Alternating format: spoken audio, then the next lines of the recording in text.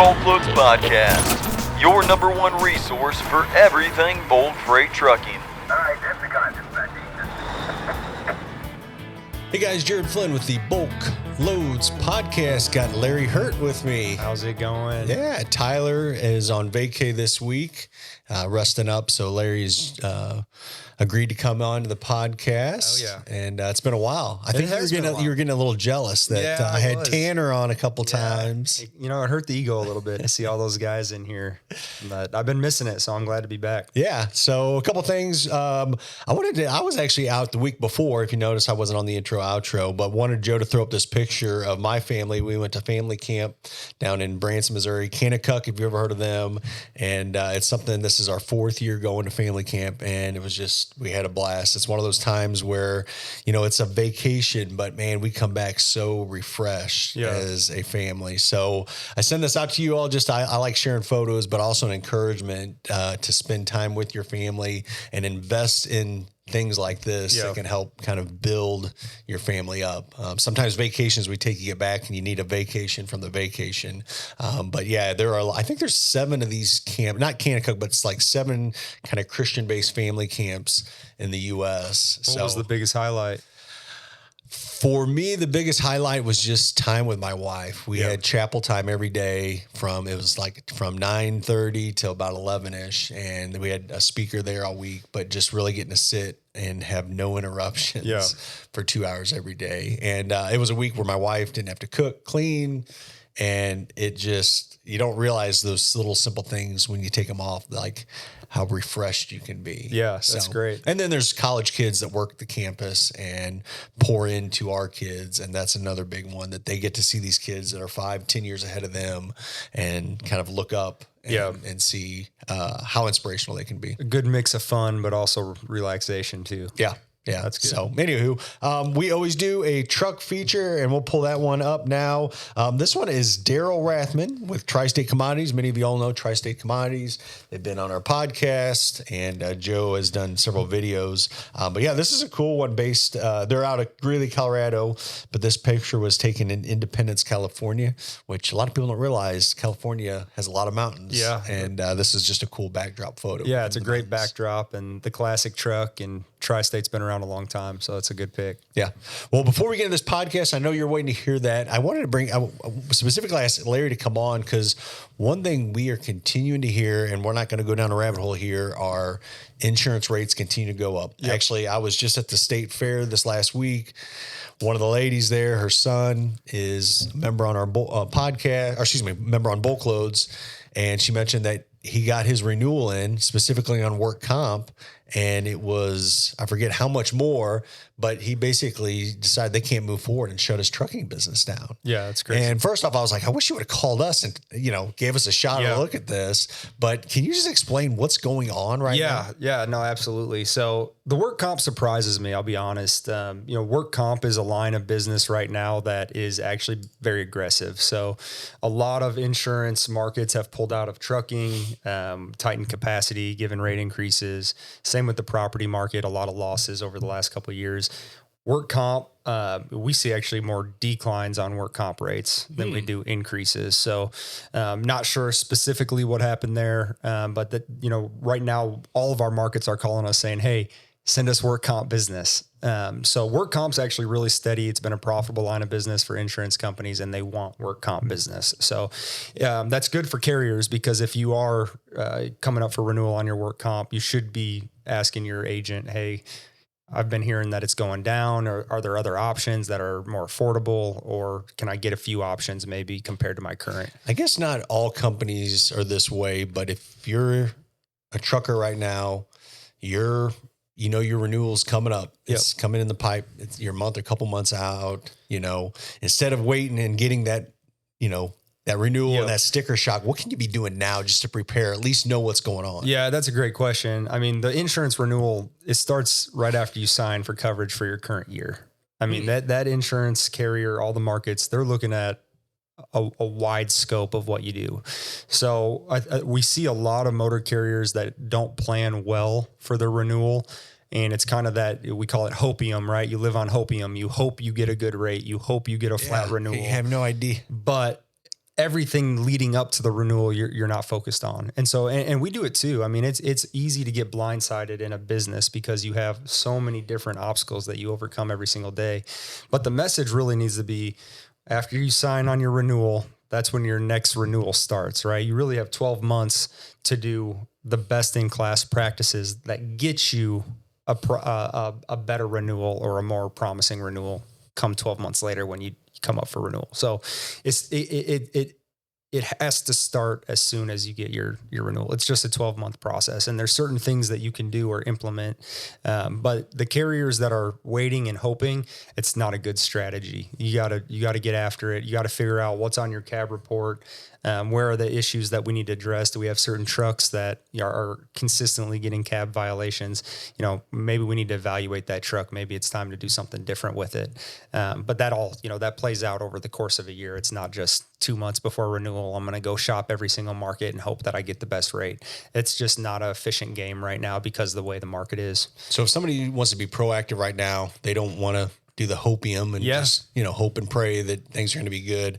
They can reach out to us right now. They can reach out to you and kind of start the process. Yeah, we do it every day. And it's, and again, not necessarily for us to win the business, but just to let you know where you're at. The easiest thing you can do today is ask your agent or ask us to run a cab report and start to understand why insurance carriers either think that you're a favorable risk to insure or you're not. And if you're not, you should expect a premium increase.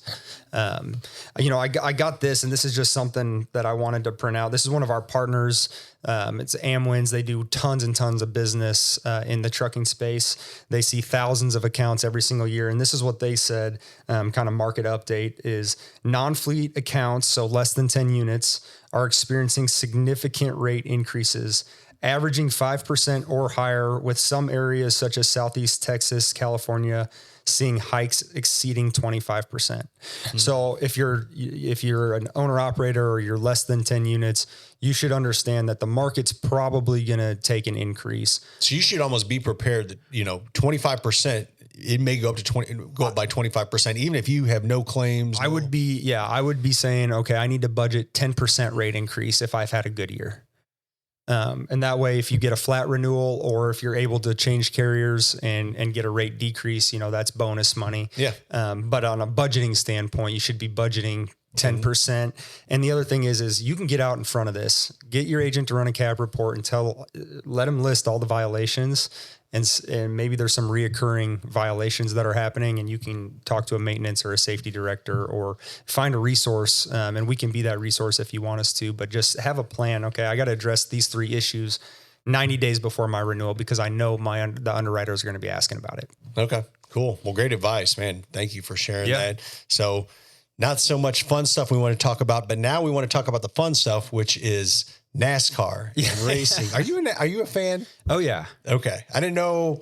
We talk a little bit about it in the office, but man, we know that motorsports and trucking go hand in hand, and specifically racing and NASCAR. We know that a huge amount of our listeners and members are avid NASCAR fans, but just in all types of motorsports. We sponsor a lot of motorsports as well. So today's podcast, I'm going to bring on Spencer Boyd. He's a Missouri boy up out of the St. Louis area. And believe it or not, Spencer had actually reached out to us through our social media, saw that we were moving and saw some clips of us and asked if we could sponsor one of his races. And I was actually like insurance. I was sticker shocked when he told me how much the sponsorship was for just one spot on, I think it was like on the fin of something. And I was like, man, we're not there yet. Maybe one day, or we hope to be. But we got to talking. And I said, hey, I'd love to bring you on my show. We have so many fans, so many of our audiences that are fans of NASCAR, have kids in racing, run race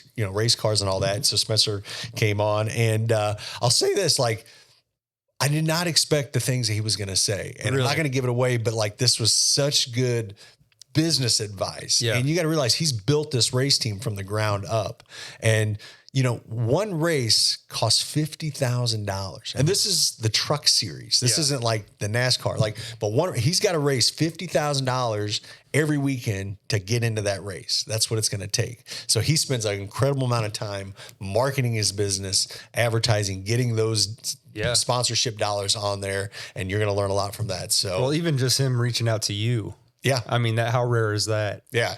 Oh, that's super cool. But yeah, you never think of that, the sports industry as being business necessarily. Yeah. But. And, he spends an incredible amount of time in the car, but just as much, he spends an incredible amount of time talking with businesses, entrepreneurs to get out there and get the sponsorships to get traffic. Yeah. So cool. Very cool. Well, awesome. Well, we'll talk about this a little bit more in the outro, but with that said, here is my conversation with NASCAR driver Spencer Boyd. Hey, Spencer, thanks for coming on. Yeah, excited to finally be here. Yeah, I tell you, man, I'm super excited about this show. I think, number one, it's not just a traditional kind of bulk loads business lecture podcast, but this is going to be something I think a lot of people are going to tune in just because it excites them, specifically talking about NASCAR and motor racing. So, man, again, thank you from the bottom of my heart for coming on. Yeah, excited to be here. Thank you. Yeah. Just for some people, I'm sure probably a lot know your name, but man, give us just a quick little overview of kind of where you are kind of in your stage of life. Yeah, I'm NASCAR driver Spencer Boyd. Race in the NASCAR Camping World, or Craftsman. Now you caught me. Craftsman Truck Series, and also own Freedom Racing Enterprises. So recently started my own NASCAR team. And you're homegrown Missouri boy, right? I am. Grew up just outside of St. Louis. All my family's back there, so Midwest guy for sure. That's awesome. Well, I want to really kind of peel back the onion and kind of go back to the beginning, because I think that's where, we have on bulk loads, 7,000 members, but a lot of those, when we go to visit them, I mean, small town America, they have sons and daughters that are into motor racing. We've actually, we're proud that we actually get to sponsor or become a small sponsor on some of these kids. We get to put our name on the side, which honestly, we do it more for them than for us. We don't really care about the advertisements, but I just always think, man, those kids to have a name of a business or whatever on the side just means so much. So I know it's near and dear to our family, but I'm sure you probably started off the same way. But yeah, talk about kind of where all that started from. Yeah, growing up just outside of St. Louis, in school, everybody wanted to be a baseball player. And I played all the stick and ball sports like everybody and enjoyed it. But my dad was big into racing as far as a fan. I started racing dirt bikes at 4 years old, go-karts at 5. And being an only child, they kind of let me get into things pretty early. I look back now, I'm 29. I'm like, man, you had me racing dirt bikes that young, but a lot of fun. Fell in love with it. I love the speed. I loved racing because now it's such a team sport. There's so many people that get me to and from the racetrack and help me compete. But as a kid, it was awesome to go out there, hey, I'm fifth in practice. Okay, whatever I needed to do to become a better go-kart racer, it fell on me. It wasn't necessarily oh, Johnny dropped the ball and that's why we lost the game, right? I really love the idea of, if I can improve on myself, then make my craft better and then ultimately win trophies. And at a young age, that's what it was all about, was going fast and bringing trophies home. And talk about kind of the first racing that you did. Were you in a go-kart? I think maybe I saw somewhere. Did you do even dirt bike or motocross, or was it all? Yeah. So I did dirt bikes all over Missouri for a couple of years and kind of had a transition of doing dirt bikes and go-karts. And kids were breaking their arms on dirt bikes. And my mom was like, the go-kart's a lot safer. And I was pretty average on a dirt bike. And in the go-kart, we just had instant success of winning races. So one big dirt track in Missouri is I-55, Peebly, Missouri, real world-class dirt track. Well, they had a asphalt go-kart track at the bottom of the property. So that's where I started racing go-karts, fell in love with it. And then over time, just started traveling throughout the Midwest. And next thing you know, we were all over the country, racing for national championships. And it was a family deal. Look back at it, being an only child, it was my mom and dad going down the road. we were racing 30 to 35 weekends a year from age 7, 8 on. So I spent my whole life traveling, racing cars, and chasing that dream, and always wanting to be a NASCAR driver. From an early age, I pretty much knew like NASCAR is where I would want to be. A lot of guys racing go karts, guys and girls are looking at NASCAR, IndyCar. Is it an opportunity to go into World Outlaw dirt track racing? So go karts are really like the foundation of any motorsport, and I think we all can relate. Whatever direction you go, everyone started at 5 or 6 years old racing go karts, and I still have a go kart to this day. I mean, I have a passion for it for sure. That's awesome. You mentioned your dad was into it, and obviously that has to be probably the most amount of influence that really casted you into doing racing. But really talk about that. What was some of that advice or wisdom or really encouragement, man, that your dad spoke over you to be a race car driver? Well, my dad came from a family of racing fans, and never raced as a kid, but he was late 20s, got a go kart, and basically raced for a year before I was born. And then once I was born, my mom was like, "You're done racing go karts. Can't get hurt. Can't do that. We got a kid now." So I think he had that passion. So he's really eager to get to the racetrack and get his son racing and give me those opportunities. And after a couple of years of racing local, it turned into, well, let's see how you stacked up, against these guys. And like I said, we had some pretty instant success. My dad was working on the go-kart engineering background, so he loved, tinkering on it. But I think the biggest thing is those lessons learned early on. My dad is the hardest worker I know.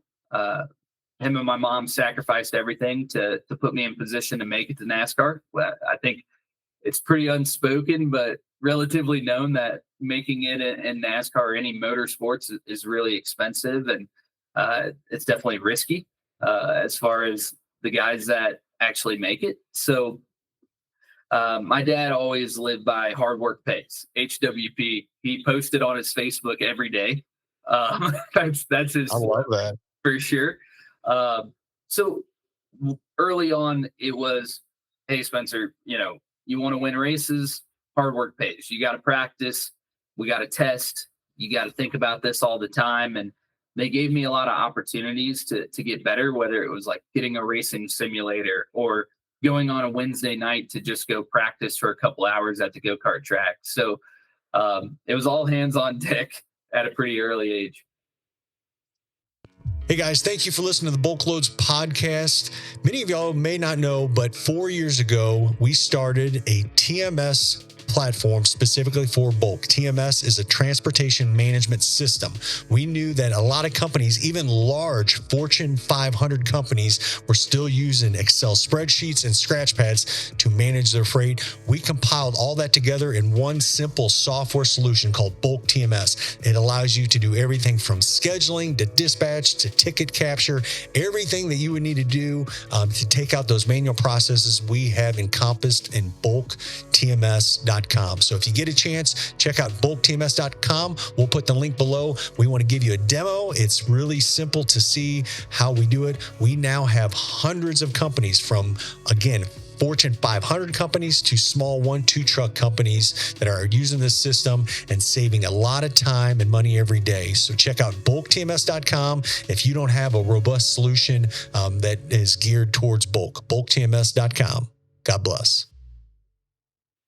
You said this just a little bit ago, and it was going to be my next question, so it's just perfect. Like, man, out of all sports, like, yeah, you can play baseball and football and all that, and yeah, there's some gear and some travel and hotels, but like, man, when you're in motocross, the expense or investment is just tremendous. I mean, to get into these races, number one, but then to have the equipment, the cars, the time, I mean, going through that, and it seems like, every week you're rebuilding the car, you're doing something else. I mean, the money, just there's a lot of expenses.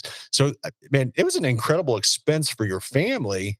I will work in investment. You can look at it that way, but yeah, talk about that, because that's one thing I think when I go around and visit some of our clients on bulk loads and they have these cars, I mean, I've had some where just simple little go-karts, they put on the back of a trailer to some. And, there's one customer we have in Wichita. I mean, he's got a semi trailer, covered trailer with the name on it. I mean, it's got living quarters inside of it. I don't even know how much money invested into that, but it's, again, there's a lot tied up in that for the hopes of hopefully, I guess, maybe winning that race or making it to the next, series. Yeah, I think the sky's the limit, right? There's so many ways to go about it.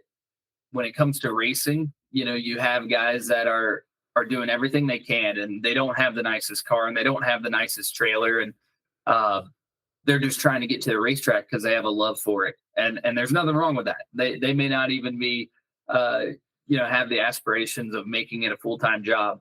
Then you got the guys that are all in, right? Money's no object. They're spending everything they can, and I think there's a pretty wide range when it comes to the families that I grew up racing go-karts around. I mean, like you said, go-karts alone at 7, 8, 9 years old isn't cheap. Traveling 35 weekends a year is relatively expensive. So when you look at that, you had the families that their parents owned companies and this was like a write-off and it was a little easier for them to do. And then my parents, were very middle class, blue collar workers, and they were spending everything they could to do it, which also at an early age made me appreciate it pretty quick. I learned the value of a dollar pretty quick, and I saw how my dad got really creative when it came to how to fund it, how to go to the racetrack, and hey, we're going to test at these tracks because maybe it's not, it's practice, it's not the track that we're going to race at for a national event, but at least you're in the seat and it's affordable for us to practice an hour away versus show up 2 weeks early for a national event in Vegas, right? Like we didn't have the means to do it to that degree. But I look back and I'm like, man, the fact that you put the time in and the effort, and the most expensive part is probably the travel, right?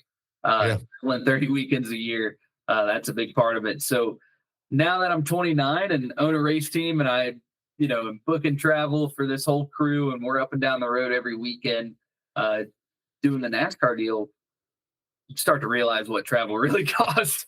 And it's like, so really appreciative for that. But my parents, they go to probably, a third or half of my NASCAR races now, and they still work jobs, and it's definitely a family affair. I think one of the biggest questions a lot of people are wondering, or at least I want to know though, like, man, when you were growing up through there, doing the racing, go-karts, all that though, when was that maybe pivotal moment that you knew or your dad knew that like, hey, we got something here. I think we have what it takes to really make it. And maybe there wasn't just that defining moment, but like, could you describe like those times where it's like, man, I think we have, the ability or the time or the talent to really get all the way up into the NASCAR circuit?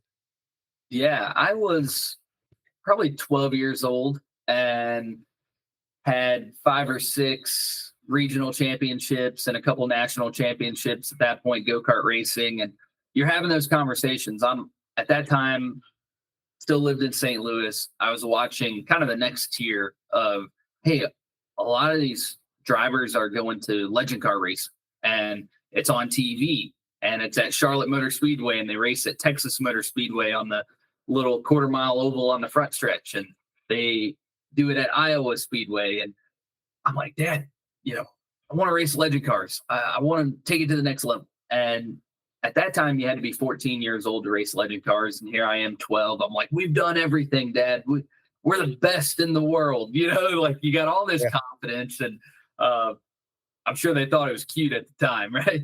But talked them into it. Obviously, my parents wanted to. They wanted to keep progressing and traveling and seeing where we could stack up. But I would say that 12-year-old age is when we realized, okay, what's the next level? What's it going to take? And then where do you need to be? And quickly realized the Carolinas, Southeast, that's where, if you want to go NASCAR racing, that's where you go. Where the teams are, that's where the big teams are kind of paying attention. So that's when things started to get tricky, right? Um, at that point, you're talking about leaving jobs, leaving family, moving. It's not the easiest decision. And at that time, I was like '06, '07. We started having these conversations. And then boom, recession hits. And it's like, okay, what do we do? And my parents were very comfortable at their jobs and stable and knew what kind of money that they wanted to spend every year on racing. And I think that was the first time that I realized, hey, we're about to get uncomfortable, right? Mm. If we do this is going to be a big life change. And I think what that taught me is you have to go with your gut. You have to take, my dad likes to call it calculated risk. And I think there's a lot to be said for that, whether it's business related, your life, or chasing a dream that might seem unobtainable, right? Yeah. So through that, it took about a year and a half for us to sell our house. Parents said, you know what we're going to do? We don't want to look back and say that we didn't take that chance and what if. And you're kicking things around like, I want to be the next Jimmy Johnson, right? So Yeah. and your parents think you can do it. You feel invincible. So we ultimately moved to North Carolina when I was 14. It was 2009, 2010. Moved out there, here, started racing legend cars. And at that time, you're racing, you don't realize it, but William Byron, uh, you know, Ben Rhodes, right? Ty Majeski, all these names Yeah. that are pretty much household names now in NASCAR. Um, but a lot of these kids came with like major backing, big family dollars, really not Well, cutting any corners. yeah, I want to interrupt you real quick because that's something I've noticed. And, I became a NASCAR fan probably 12 years ago, and there's a lot of generational drivers, I mean, even now grandpa was driver, dad's driver. So like, man, there's these legacy drivers. So there's just a lot of obviously support, Mhm. and resources for these drivers to really get versus someone like you coming up fresh out of the ranks, Yeah. Well, you consider the top three levels of NASCAR kind of like making it, right? Truck, Xfinity, and Cup. Uh, I think it's 128 spots a weekend to be racing on TV with NASCAR and call it making a living. That's not a lot of spots, right? Yeah. And there's a lot of people double dipping. Cup guys racing Xfinity trucks. So you start looking at it and you're like, okay, wow, there's 120 of us doing this. So it's very tough to get in. Like you said, there's a lot of, you know, hey, my dad raced or my grandpa raced or was a longtime sponsor. Now the grandkid of the sponsor is racing. So spots start getting filled pretty quick. And I think at 12, 14, 16 years old, that doesn't even like cross your mind. It didn't for me. Like the idea of, hey, I may not make it didn't cross my mind till I was 18. And I think that's when the real struggle came out of, okay, graduated high school. What's next, right? Because all your buddies are moving off to college and got this idea of, I want to be a doctor. I'm going to be an accountant. And I'm like, I mean, hey, I graduated high school. I got that done, and we're winning races. I was racing late models in Hickory, North Carolina, Myrtle Beach, running really heavily just in the Carolinas.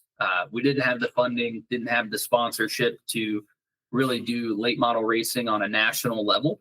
But I knew, hey, this is what we can do. And racing in the Carolinas, even if I don't race in Florida or, New York, if I win these races, we'll get noticed. So you started being really calculated on these are the races that we need to run. This is the area. And we took that really serious. At that point in time, I basically realized, okay, late models, the next step is ARCA or truck racing. Mm-hmm. And what's the approval process look like? So there's a lot of that behind the scenes that people don't talk about. It's really not like promoted. Yeah. but you start talking to the right people and figuring out, okay, well, you have to run 10 ARCA races to become a truck series driver and all this. Well, you start looking at it. Well, instead of racing late models for $2,500 to $5,000 a weekend, actual cost, to go run a truck race, it's going to be $50,000 with the smallest team, or an ARCA race is going to be $30,000. So that's when the reality of money hit, about that 18 to 20-year old range of, okay, I'm going to go to community college. I think I need to get a degree in marketing, and I probably need to get a real job because I can't just race and sit on my parents' couch, right? So had a lot of those uncomfortable conversations with my parents to say, I don't want to go to a 4-year college. And now all of a sudden these decisions become really like, this is real. This is going to affect me 10 years from now. If I go to community college, is that going to be different than going to a 4-year?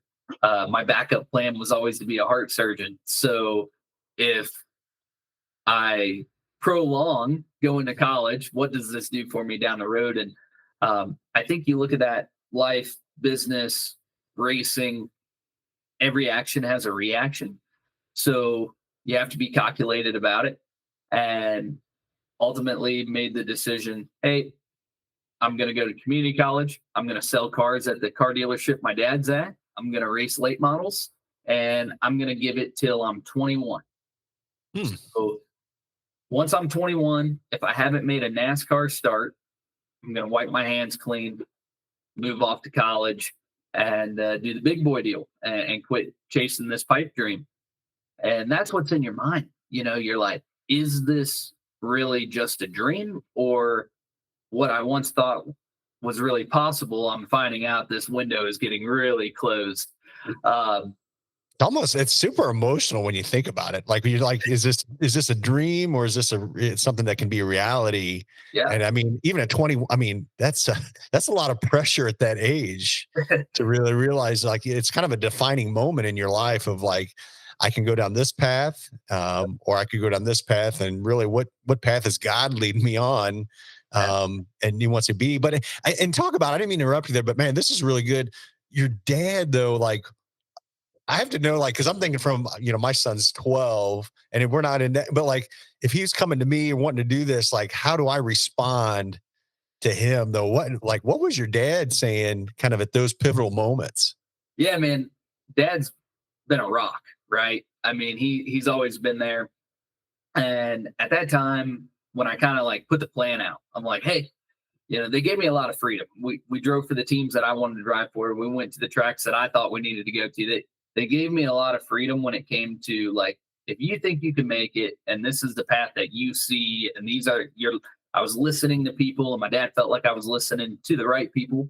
But he's like, look, put this timetable out there. Mom and I are going to do everything we can to help you. And just know that you're giving it 100%. We're giving it 100%. If it don't work out, it don't work out. But there's nothing wrong with putting a timetable of, because I think that was the most stressful conversation of like, Dad, if I don't make it in NASCAR by 21, I have to cut this off. And you're looking at it like, man, that took a lot to say, because my parents have invested all this, moved all the way to North Carolina. And he's like, one thing he reiterated, and my mom did as well, was like, hey, at no point will this not be worth it. We'll never regret what we did. We're never going to be, regardless of what happens. Regardless, if you make it, it's meant to be. God willing, this is how it's going to go down. You just have to keep giving it 110%. And if you meet that timetable, then great. But we respect your decision of what you think is the right way to go about it. And my dad's always like, man, hard work pays. Like, it's going to pay off. And he was that super positive of, wasn't like pipe dream status of like, man, it's bound to happen. You're definitely going to do it. It was more of that positiveness of, hey, if it's meant to be, it will. But look at all these doors that have opened. Look at all these people you've met. Like, all this is supposed to happen. And if you don't make it in racing, these connections are going to set you up for life. Oh yeah, they're going to work out. So that I always felt like I had a solid backup plan, and I was actually selling cars with my dad. My dad, number one Dodge salesman in the country, hard worker. Like I said, he had a Wow. career change when we moved to North Carolina. Started selling cars, and started selling cars for Hendrick Automotive Group. So anybody in racing knows Hendrick. Oh Uh, yeah. I was selling cars there, and we sold cars at the dealership that shared an entrance with the race shop, Hendrick Motorsports. So I look back at that all the time. I'm like, man, how how did this work out? We met the Yeah. right people. So my dad sells a car, basically delivers a car to Jeff Gordon. And my dad's like, I'm not going to talk anything about racing. They told me, since I'm in racing, I would understand and not get, shell shock or whatever. Uh, and then next thing you know, car came back on oil change and it was Jeff's dad. And he started talking to my dad about racing. And then next thing you know, these doors started opening. And it's like, wow, this is meant to be. Like, Yeah. moved to North Carolina. How do we sell cars here? How do you sell a car to Jeff? And That's it's just wild, right?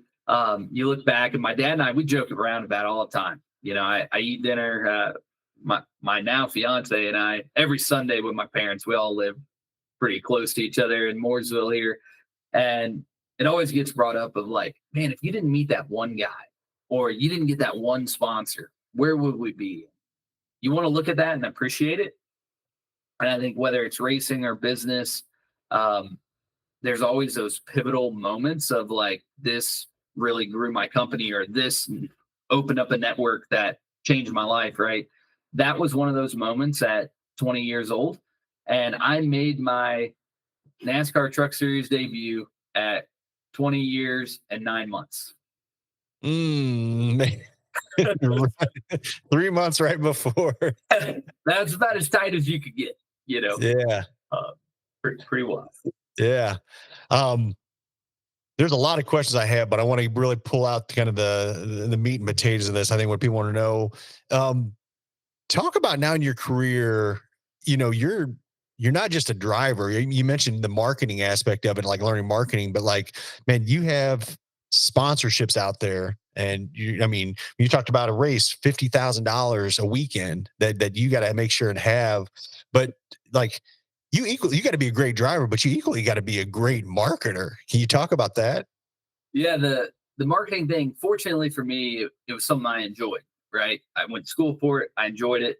Growing up racing, I liked the paint schemes and the companies that were on the cars and the personalities tied to the companies. And I paid attention to it. And then ultimately it became a necessity. Hey, the only way I'm going to be able to afford a race is to attract marketing partners and find ways to give an ROI or build value in the Yep. relationship. People aren't just going to give you sponsorship dollars of that value because they like you. They want to buy into the program. And I've been in NASCAR 10 years now. For the first 9, it was, pay to play. Find companies, get the sponsorship, go to a race team, put the deal together, and drive for them, and find a way to make a living doing it. Right. Then I realized, okay, if I do this for 15 years, what do I have at the end? Or can I start my own team, get some control? I've learned a lot along the way. I've been a risk taker kind of my whole life.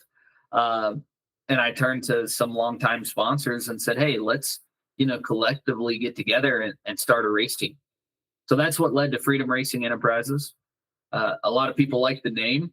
Yeah. 76 for 1776. And a lot of my family and extended families military. So I've always tried to give back in that way or show appreciation to veterans and frontline workers. I could be this may be wrong thinking, but like, man, racing every weekend. I mean, I obviously got sponsors, but and there's got to be an incredible amount of pressure in my mind. I mean, to win, to get in top spots, obviously for the sponsorship, keep moving on to the next races. But like, man, talk about that. I just like, man, like, and it seems like sometimes you get drivers, you get in a hot spree. I mean, you're winning these top races, and then some of these drivers get cold, and it's just like, man, it's just crazy. I mean, some of these top drivers, I'm just watching, like, I watch a lot on the NASCAR circuit. Like, some of these guys are just red hot, for Kyle Larson. I mean, just boom, and then all of a sudden they turn off cold. But man, talk about a little, I guess, of the psychology of driving. And I guess maybe answer this too, because one time, I was at a truck show, and there was I can't remember which car was there, NASCAR, but one of I don't know if it was the manager or whatever the car, I'd asked him, I was like, what really separates, a good driver from a great driver? And, and all he did, he looked at me, he goes, you really want to know? And he did this. He goes, it's right between here, but I want to hear your words. So at this level, in NASCAR, I think any high level of motorsports, right? To get to that level, all the drivers are really good, right? But then you have your greats, the Kyle Larsons, the guy, Tony Stewart, right? Like the guys that can drive anything, anywhere, and be at a high level. Those are the elites, right? And then you have guys that have to work really hard to be average, but they're at the top level. Right. They're working really hard to be average at the top level. And then the car and the people have so much to do with it. The race vehicle has to be tip top. There's so much evolution in finding speed. It's so competitive. There's a lot of money behind it when it comes to R&D development. And then the mental side, right? We just saw Alex Bowman win the other week. He went 2 years without a win at Hendrick Motorsports, top organization. He instantly said, man, I began to wonder if I could ever do it again. Right. Yeah, and Alex Bowman, for example, I mean, because he was red hot in Xfinity. I mean, he won quite a few and then moves up to NASCAR, and then it takes however long, 2 years to win a race. It's crazy. It's really tough. And I think on that mental side, you have to know, like, hey, I'm here for a reason. I got to this point by being good. So I can't second guess myself. I think there's a lot of times you want to, I got in a wreck, that's on me. I lost control of the car. That's on me. You start piling all this on, we're not fast. I'm not driving great. My restarts aren't good, sped on pit road. It's a team sport, but ultimately there's one guy or one girl working the pedals and the steering wheel. Right. So, that is a lot of pressure, but you have to kind of step back and look at it and say, okay, I've done this before. It's simple. We're just driving a race car, trying to go as fast as we can. And you have to push yourself constantly because everyone else is. To be fast, you have to be uncomfortable.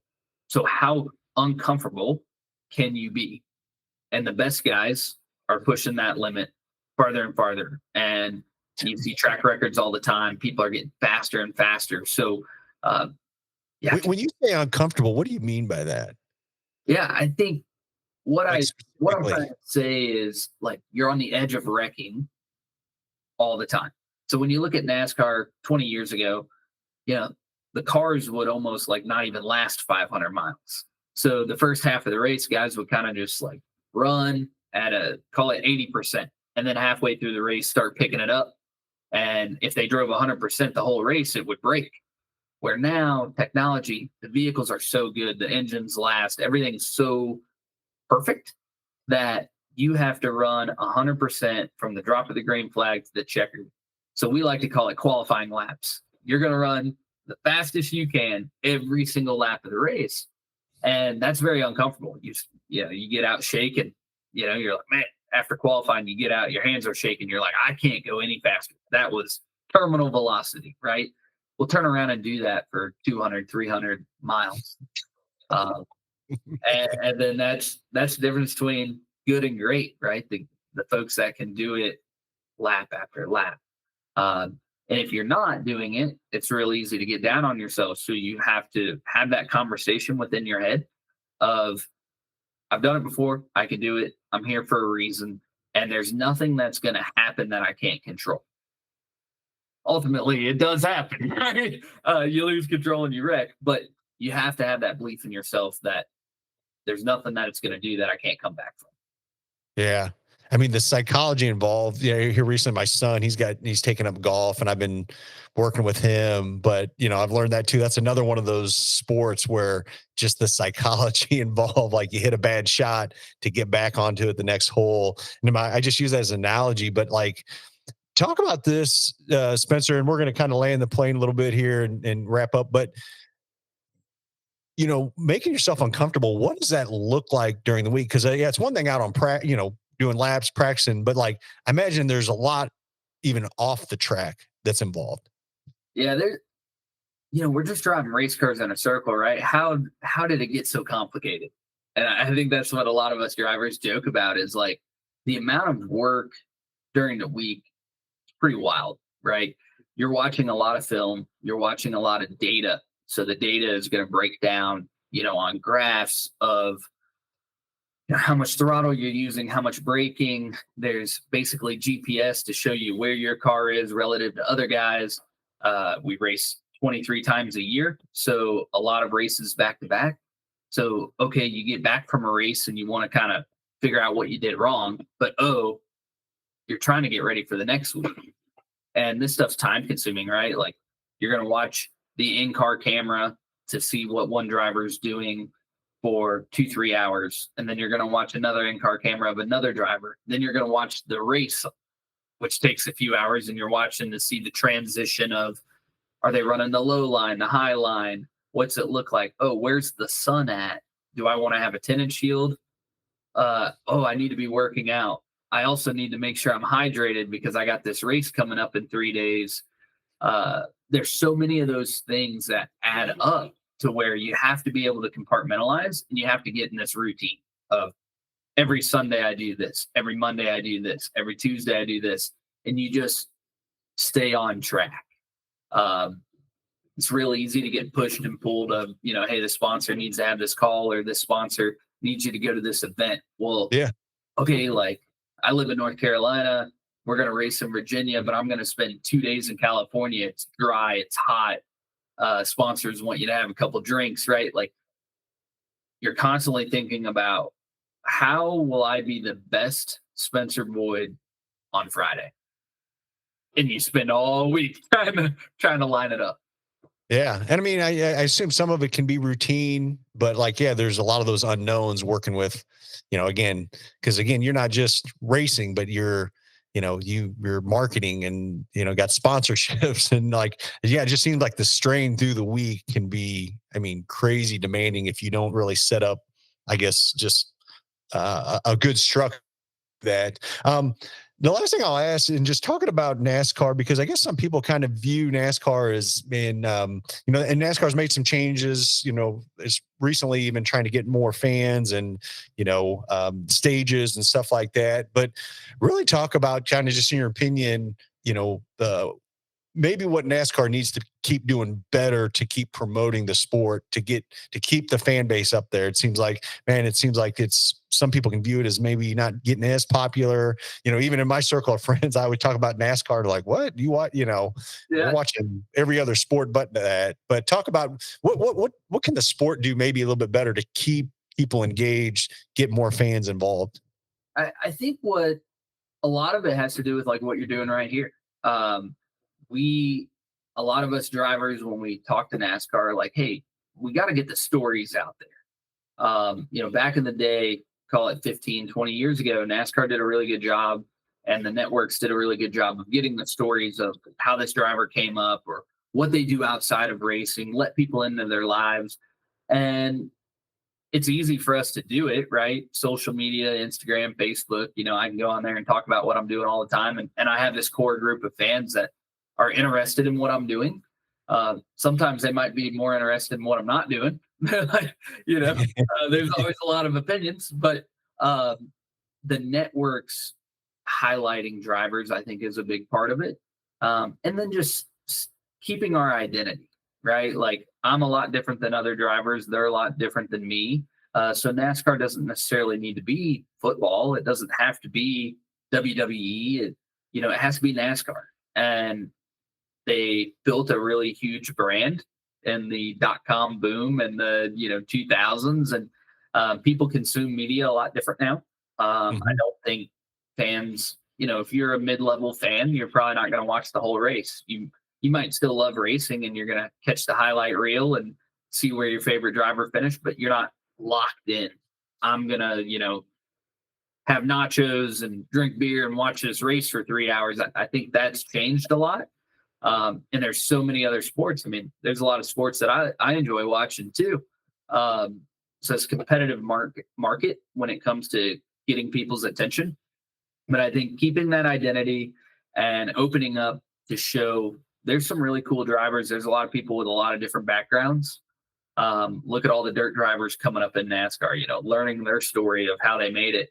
I think I would have liked that even more growing up, because as a kid wanting to make it in NASCAR, it's really, you're not going to go on Google and figure out how to make it, right? But when you hear those stories of how Kyle Larson came up from the West Coast, it's very odd and very different than most drivers, how he made it to the peak of this level and then just jumped to NASCAR, and he's one of the greatest. Yeah. Last question for listeners right now on this podcast. These specifically a lot of owner operators and truck drivers I know that have kids or grandkids in the sport, or maybe they're trying to get to grow their presence a little bit more. Maybe they think they can keep going, maybe do it professionally like you're doing it one day. What are those last words of encouragement that you would say to those kids, sons or daughters, or even the father that's got a son or daughter that he's helping grow through the ranks? Yeah, I think it's extremely possible to make it in racing. It takes a lot of work, but chasing the dream is 99% of the fun, right? So you have to go after it. And I think on the marketing side, get uncomfortable as well. Put yourself out there, give people a reason to want to follow you, be true to yourself, and allow yourself to be different. Don't feel like you have to replicate somebody else's path or brand or what they're about. Be confident in who you are and what you're trying to accomplish. I think as we've been doing this podcast, I usually don't write this much, but like you've had like these iconic quotes that I'm going to use. Probably I'm going to steal them shamelessly from you. But man, this is even though we're talking about NASCAR, man, this is just a sound great business podcast. I mean, you can take these principles and relate them to any facet or business, which I think what makes us really special. And Spencer, man, I can tell, man, you're a sharp guy. I mean, you're talking about being a heart surgeon. You very probably could have been one of those as well. But if for you listeners right now, if you want to learn more about Spencer Boyd, we're going to put Spencer's link, all the social media pages down in the episode notes of this podcast. So you can drop down there and you'll find everything you need to know about Spencer to follow him. Spencer, any last words you'd like to say to our audience before we cut out? Hey, I appreciate the opportunity to be on, and love the industry you're in. I got my own trailer that I'm about to go load up for Indy now, but stay safe on the road, and you truckers and everyone involved in that industry, keep the world turning, so we appreciate it. Cool. Thanks, Spencer. God bless you. Awesome. Thank you.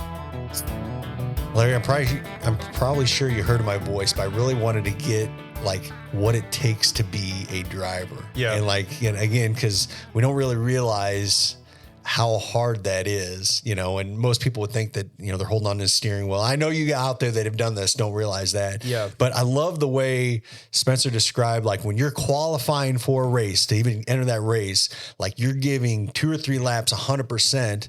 And then if you qualify, you got to go in and do that for 200 laps. Yeah. That's crazy. And yeah, I mean, he thinks, and actually I had a guy, I was telling him this story just recently, and he was like, I've done that, Jared. Like I've been out and done like those practice racetracks. And he said, when you do 20 laps, you are shot.